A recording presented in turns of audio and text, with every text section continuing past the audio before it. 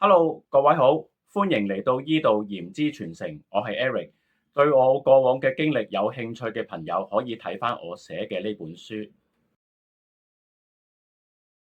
今集咧主要係分享我兩個客戶嘅肝病案例，一個輕症，一個重症。不過喺講案例之前呢，我就想講一講關於脈不對症嘅呢個現象，仲有會解釋下一個人點解會成日覺得熱，因為肝有問題嘅人呢，通常都會好怕熱嘅。好啦，入正題之前呢，想講一講根本嘅養生原則，呢個好緊要㗎。圖中呢四句出自《黃帝內經》，豁膽虛無，真氣從之，精神內守，病安從來。豁膽虛無即係內心清靜。當一個人達到心無雜念、內在寧靜，體內嘅生命能量即係陽氣啦，就能夠不受干擾運行，咁經脈就會暢通，身體自然會健康。濕氣重、烏煙瘴氣嘅地方會阻礙人體氣血循環。如果一個病人長期身處惡劣嘅環境，有最好嘅醫術同埋食物，都係會徒勞無功嘅。我之所以打算將臨床教學中心設立喺泰國烏龍府，就係因為要盡量排除外界嘅干擾，用安靜嘅自然環境嚟配合治療，咁先能夠真正發揮到中醫術嘅實際療效。所謂心靜則神形氣聚。烏龍府氣候乾爽，地理上我覺得係得天獨厚嘅。高原地帶水災比較少啦，秋天睇到黃金稻田，冬天有紅蓮花海，個花海咧真係一望無際嘅。當地農民仲用緊牛屎嚟施肥，好容易咧就會得到有機食物啦。呢個係我親眼所見，因為咧我本身就會間中去農村探親。之前就提到過脈不對症呢個現象，脈不對症嘅意思咧，即係話症狀與脈象不符。好多人可能睇得多電視啦，以為把脈就係中醫最準嘅診斷方法，所以咧，我想喺呢度分享一下我嘅一個經歷。我遇到一位非常厲害嘅老中醫師，佢輕描淡寫咧就能夠診斷出初期嘅肝臟腫瘤。幾年前某日下午咧，我就去佢診所，本來呢個時候咧就好少人會嚟睇病啦。點知當日嚟咗一位大概30多歲嘅女教師，呢位教師話咧就經常疲勞、瞓極都唔夠，同埋眼光，想用中藥調理下。呢啲係非常 common 嘅都市病，好多人一返工就有呢啲症狀啦。咁係咪都要睇醫生呢？咁老醫師幫 Miss 把完脈之後咧，就要求對方做舉手動作，然後就問有冇唔舒服，之後就開始寫處方啦。咁佢嘅處方咧好簡單，得5味藥嘅啫，屬於健脾化濕熱嘅藥。然後咧就要求阿 Miss 咧就去做肝臟檢查。咁我覺得好奇怪啦，奇怪地方有2點。第一，只係疲勞眼光，點解要建議照 CT 檢查肝臟呢？第二，一般病症越重，用嘅藥材越少，因為藥少力專，可以令藥力精準到位。老醫師點樣診斷出肝裏邊有嘢嘅呢？因為我非常好奇老醫師嘅診斷，徵求咗病人同意之後呢，我就幫佢把脈啦。我綜合咗所有資料俾大家睇，老師嘅脈搏咧係有力嘅，不浮不沉，不大不小，速度有啲快，算係正常脈啦。但問題係佢當下唔舒服啊嘛，正常脈咪唔啱咯。各位可以睇畫面，病人雙目無神，表示咧氣血唔夠，無法滋養眼睛。好多情況咧都會雙目無神嘅，例如感冒嗰陣機能下降啦，感冒期間小便都會特別多泡。有好多小問題咧，其實咧係會喺感冒期間浮現出嚟嘅。咁病人面部淚溝位置泛紅，係有啲胃熱。至於鼻頭紅，可以係子宮有熱、血有熱或者脾胃熱。睇埋條脷同埋月經情況咧，就可以判斷出熱從何來啦。咁呢位 Miss 話成日覺得熱，但係咧手腳經常冰冷。手腳冰冷係因為脾虛陽氣不達四肢造成嘅。至於成日覺得熱呢樣嘢咧，上集已經解釋過啦。濕氣重嘅人咧就會經常覺得熱啦，肥胖人士24小時披住件脂肪戰甲會覺得熱啦。但係老師嗰種成日覺得熱咧，係由壓力令陽氣維持亢奮狀態引起嘅。呢度咧我講多兩句。我哋運動嘅時候咧，身體裡面嘅陽氣咧被激發運行加速，通達體表，所以會覺得好熱。停低休息嘅時候咧，氣機慢慢平復落嚟啦，血液返回肝臟儲存，陽氣咧亦由亢奮狀態轉為內守，所以咧就唔會覺得熱啦。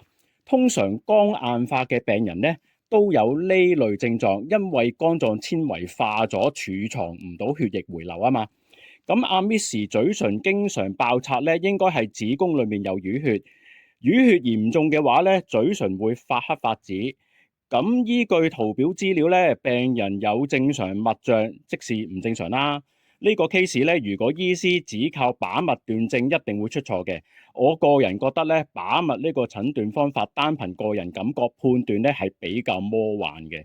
唔同職業、唔同性別，佢哋嘅脈象標準咧，其實都係唔同嘅喎。例如咧，一個人平時溫度35.5度嘅，但當某日佢嘅體溫咧高達36度嘅話咧，咁已經可以代表發燒啦。但咧呢個溫度對於我呢個正常人嚟講咧，咁就會偏低咯。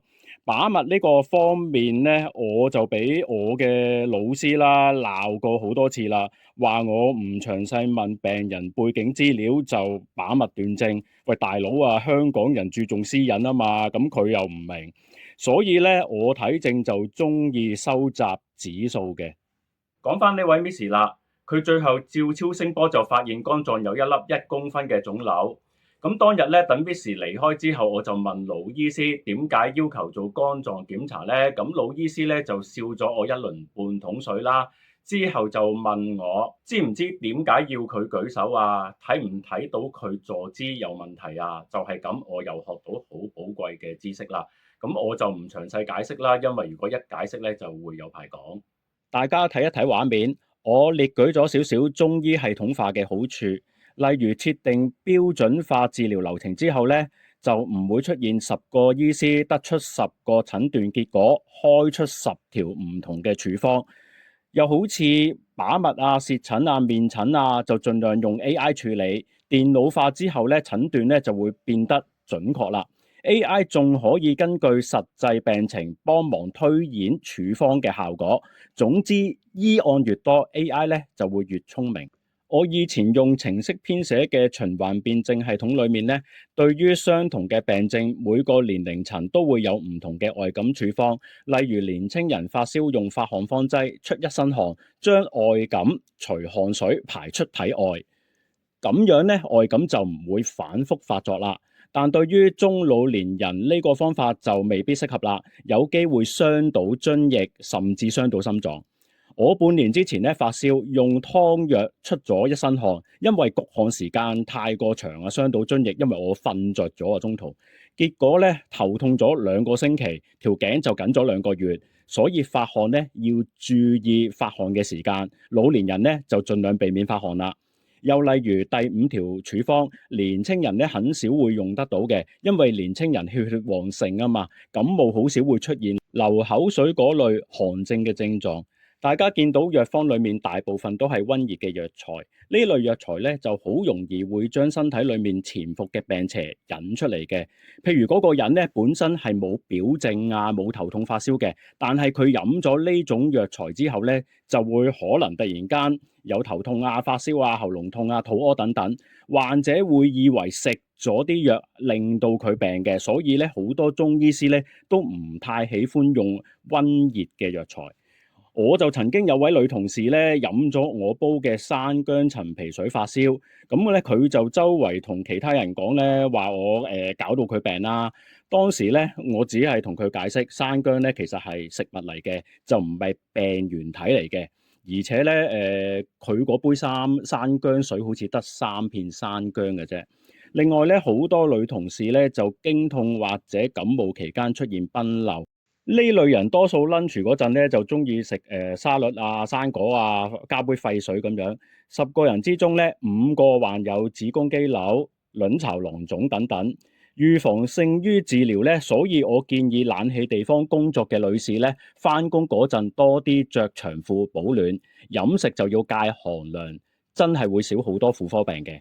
最後咧就講兩個肝病嘅真實案例，希望咧就冇人認得自己條脷啦。如有類同，實屬巧合，就唔使打俾我求證㗎啦。大家睇圖，雖然兩位患者身上都係出蜘蛛痣、間中周身痕，呢兩個都係肝病嘅症狀，但睇舌頭咧已經知道案例二嗰位女士情況係比較差嘅，條脷好似浸咗落水好耐咁，腫到變晒形，腎陽虛比較重。相同症狀，但係處理嘅方法咧完全唔同。《黃帝內經》講，食物消化所得嘅營養，清輕嗰部分會輸送入肝，後續部分就進入血脈。之前講咗好多次啦，食物係身體氣血營養嘅來源，手指尾唔夠血滋養都會失去功能，何況五臟六腑呢？因此，我嘅體系裏面定義，醫治肝病必須先治理好消化道功能。肝血不足會令肝功能下降，肝唔夠血就好似海綿乾咗咁硬掘掘。如果一開始就幫病人疏肝，就好似用死力拉扯一嚿又乾又硬嘅海綿咁，只會整爛。亂用柴胡、青皮、香附，好容易傷到肝臟。中醫講求辨證論治，但辨證論治都需要有明確嘅標準程序，冇嘅話，咁同玄學有咩分別呢？大家睇畫面。蜘蛛痣、皮膚痕癢係肝病症狀，大家再睇右手邊症狀分析。舌有裂紋代表陰血虧虛，通常指甲會有直紋，血虧會瞓得唔好同埋腰酸，睇落唔嚴重嘅，調理翻好脾胃咧，可以慢慢養翻啲陰血，唔好一開始就食六味地黃丸。第二，佢呢個怕風咧係因為陰血不足、營衛不和造成嘅，唔好一見怕風就用黃芪補肺氣，咁做只會加重病情。先調理好脾胃，之後先慢慢調和陰陽，慢慢滋陰。第三，胃氣多係因為陰血不足，唔係胃寒。患者平均體温有36.3度，而且佢手足温暖，胃口正常。胃氣多數出現在運動嗰陣，因為運動嗰陣呢，氣血供應咗去四肢、脾胃呢啲次要器官嘅供血變少，血少咗，胃功能差咗，胃氣就會上逆啦。心臟、大腦嗰啲呢係生命器官，係會優先供血嘅。其實所有症狀都係互相關聯嘅，揾出當中嘅關聯性係治療嘅關鍵。第四，胸悶，即係話啲氣呢好似倒咗喺心口咁樣，配合言物嚟講嘅話呢，顯示呢位太太脾氣咧唔係咁好啦。最後，蜘蛛痣、身痕呢兩個症狀都係肝功能下降嘅典型症狀。身痕係膽炎外溢，如果冇全身發黃或者右上腹痛嘅話咧，就唔使用藥通膽管。呢位太太係一個好自律嘅人，所以咧身體好快恢復。嗱，而家大家見到畫面有兩條脷，圖一係治療之前，圖二係治療3星期後。唔知點解張相去咗電腦咧就變咗紫色，但我喺手機睇咧就係粉紅色嘅。若果患者舌象就類似圖一咁樣淡白舌咧，就用處方一；開始有好轉嘅時候咧，就轉用處方二。呢個 case 患者發脾氣之後咧，心口橫膈或者脅肋位置咧會唔舒服，要用柴胡湯劑嚟處理，淨係飲藥效果有限。發少多幾次脾氣咧，我覺得個效果會比飲藥更加好。左關脈嚴謹嘅人咧，多數都係性格急躁嘅。處方一定要配合飲食，朝早係消化吸收功能最旺盛嘅時段，早餐要食優質易消化嘅食物，用水煮可以加強效果。呢位太太調理咗3星期之後咧，個人就精神返，之後就食補益處方。精神唔好咧，就千祈唔好滋陰。經痛用溫經湯嗰類處方，嗰啲我唔講啦。啲處方咧我冇寫晒出嚟，不過咧佢食完鹿茸嗰條補益處方之後咧，就好似打咗雞血咁，踩咗20公里單車之後咧，仲話去咗打羽毛球，結果咧運動過量傷到氣血，個頭咧就陰陰痛，又要開始重新養血啦。所以運動咧就要適量。案例一咧就講完啦。咁而家講呢個案例二咧，先係今集嘅主角。呢位女士咧係非常難醫嘅，我醫咗佢半年啦。佢起初咧每日都要向我報告個狀況嘅。咁呢位病人咧係我以前學醫時期啲師兄介紹過嚟嘅，因為我住得比較近華南啦，所以就託付咗呢位貴客俾我啦。咁案例二呢位太太咧年齡就 around 50歲，咁第一啦，舌有裂紋係陰血虧虛，舌頭整體咧就顯得蒼老，大家可以想像下20歲同50歲外貌嘅分別，就會明白我嘅意思。我簡單示範一下我嘅推理方法。內經有云：心開竅於舌，由此判斷咧佢心氣不足，命門火咧係心火嘅根，因此推斷佢腎虛。心腎無力推動血液運行，必然會導致血瘀。血瘀日久化熱之後咧，就會引起血虛。陽虛身濕，脾胃濕運化無力，水濕日久成痰化火，因此咧源源不斷產生虛火。仲有好多變化嘅，我唔詳細講啦。咁我總結一下啦，佢舌質顏色瘀，舌體腫脹。佢呢個病嘅本質咧，就係心腎陽虛。第二啦，佢自汗、黃苔呢兩樣嘢咧，係由於淤血痰濕內阻，日久化熱引起嘅。整體咧係寒熱夾雜，係典型嘅肝病案例。第三，陰血虧虛引起疲勞，瞓極都唔夠，眼乾口渴。第四，經常跌倒係由於陰血嚴重虧虛。腎陰虛通常都會伴隨頭暈、腰膝酸軟，身體任何器官咧就必須要血液滋養先可以有效運作。例如耳仔唔夠血會聽唔到嘢啦，眼如果突然間唔夠血咧，就會眼前一黑，好快咧就會恢復視力。腳唔夠血嘅話就企得唔穩，會腳麻痹。咁佢而家脈細、心率快，90%都係貧血，有驗血報告參考會更加好。第五，一連3次月經，面色枯黃，又係陰血虧虛嘅症狀。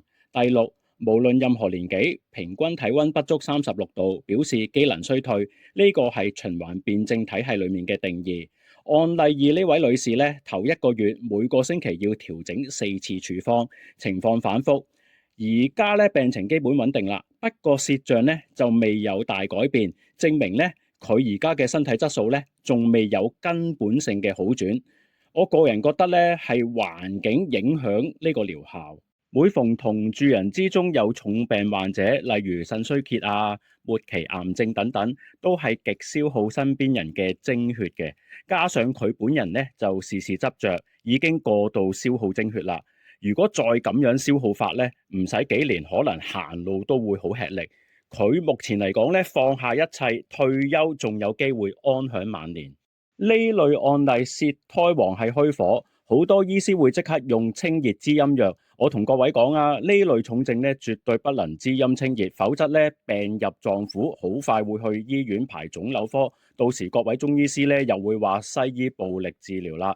呢個虛熱咧嘅根源係淤血痰濕化熱，呢種虛火咧係持續性嘅，唔解決虛火嘅根源而選擇滋陰清熱咧，呢啲係邪道中醫嘅所為。滋陰清熱頭1、2日可能舒服，之後咧會越醫越差。而家問題已經出喺血分啦，即將進入臟腑，呢個時候非扶陽溫通係不可能逆轉病情嘅。扶陽藥材確實咧係會令患者難受，但係必須得用啊！就好似坑渠塞咗，你唔用滾油去通渠，你唔通用凍水去通咩？啲中醫專欄個個專家都識寫，氣有餘便是火，嗰啲係背書專家。真正臨床實戰就要兩害取其輕，冒住上火嘅不適啊，都要先溫通經脈，推動氣血運行，火就自然會歸經，就唔會再熱氣啦。呢啲先係正道中醫嘅治療方法。好多邪道中醫見有虛熱血瘀就用一堆清熱活血化瘀藥材，若果唔識醫理嘅話，用晒《神農本草經》裏面嘅清熱化瘀藥都唔會有效果。大家睇畫面。我將一系列症狀按緩急輕重分咗類。點解要緊急處理自汗口渴先呢？因為汗血同源啊，病人汗出越多，陰血越虧，就會越口渴。而家個情況咧就好似一個水桶穿咗窿咁，不停漏水。呢個肝病血虛案例治療難處在於用滋陰補血方法，病人會口渴加劇血虛，但扶陽呢，佢又會加劇出汗而傷到陰血，眼下氣血不足已經威脅到腎功能，所以腳唔夠力。次緊急就係腸胃消化問題。腸胃功能係健康嘅基石，腸胃差95%同飲食同埋生活習慣有關。腸胃功能差嘅人咧，經常會反覆感冒，感冒期間又消耗氣血去抵抗，變相治療過程大部分時間會停留喺固本去邪階段。呢位病人咧就必須要盡量 home office，避免反覆外感，否則咧等住排腎臟科啦。非緊急嘅症狀咧，就會隨住腸胃功能改善而好轉，到時依據情況調整治療方案，再慢慢用藥嚟滋補啦。由於呢個案例治療過程相當複雜，用過嘅處方又非常多，所以咧我只挑選關鍵嘅內容嚟講。呢位太太咧腎陰腎陽都係虛嘅，就避唔開用濟附片嚟固腎陽啦。但係佢本身咧係陰虛火旺體質。好多癌症患者咧都係呢種體質，你用熱性湯藥咧會逼迫津液外越，因此咧我用藥性緩慢嘅丸劑嚟固佢嘅腎氣。起初咧我係自己手搓藥丸俾佢嘅，但係個製作過程又比較複雜，而且我又整得唔好，所以最後揀咗用北京同 X 堂嘅深桂鹿茸丸，每朝一包夠啦。不過咧，呢隻藥就冇調和陰陽嘅功能，所以咧要配合處方儀嚟使用。朝早食丸，中午飲藥，冇咗處方儀咧就不能夠完全止汗出嘅。處方儀組成就比較巧妙，所以我唔想解釋啦。一來懶啦，二來想留住啲核心技能教學生，建立教育中心，訓練正道中醫先係重中之重。早餐咧就食南瓜淮山牛肉糙米粥。都係藥嚟嘅，幫助修補腸胃。右龜丸主要喺每日午飯之後胃碗滯脹時候食嘅。病人腎陽虛比較重，喺處方義嗰度加沙人即實行氣嘅話咧，係解決唔到滯脹，反而咧會傷陰血。所以午飯後用右龜丸補腎陽咧，係用嚟間接杜滯嘅。手指關節痛可以用當歸四逆湯去治療。最後2個月，病人情況穩定咗啦，有返胃口，可以慢慢用藥嚟滋補，不能急。湯劑裡面不能加地黃。朝早咧就飲處方義，冇外感情況下，下晝咧可以食6味地黃丸，唔食得左龜丸。咁腰酸腳軟疲勞嗰啲非緊急症狀咧就解決晒啦。建立體系需要資金。因此，對視頻裡面嘅內容有興趣嘅朋友咧，歡迎你哋就約我見面。咁今集嘅時間夠啦，下集見，各位拜拜。